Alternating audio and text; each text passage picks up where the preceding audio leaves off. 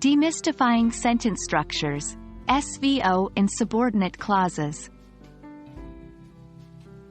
Hello everyone, and welcome to today's video.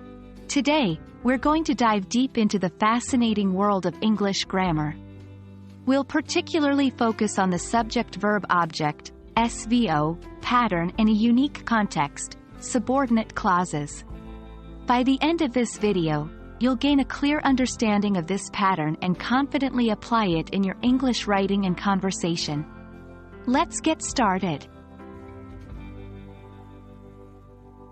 Before we delve into the complexity of subordinate clauses, let's do a quick refresher on the subject-verb-object, SVO, pattern.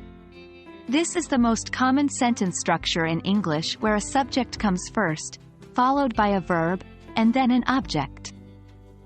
An example of this is the sentence, John, subject, eats, verb, an apple, object.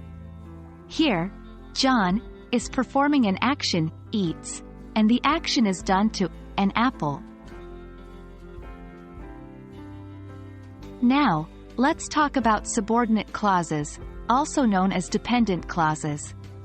These are groups of words that contain both a subject and a verb but cannot stand alone as a complete sentence. They're called subordinate because they need to be attached to an independent clause to make sense. For example, in the sentence, while John eats an apple, he reads a book, while John eats an apple is a subordinate clause. So, how does our SVO pattern fit into subordinate clauses? Quite simply, even though a subordinate clause is part of a larger sentence, it still often follows the SVO pattern. Let's consider our previous example. While John, subject, eats, verb, an apple, object, he reads a book. The subordinate clause, while John eats an apple, follows the SVO pattern, even within the complex sentence structure. When it comes to punctuating sentences with subordinate clauses, here's a rule to remember. If the subordinate clause comes before the main clause, use a comma. For instance, in our previous example, while John eats an apple, he reads a book. A comma is used after the subordinate clause. However, if the subordinate clause comes after the main clause, we typically don't use a comma. For example, he reads a book while John eats an apple. And there we have it.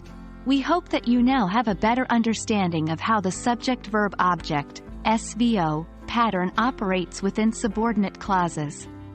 Remember, the key is practice. So, keep writing, keep speaking, and keep exploring the intricacies of English grammar. If you found this video helpful, be sure to like, share, and subscribe. Until next time, happy learning!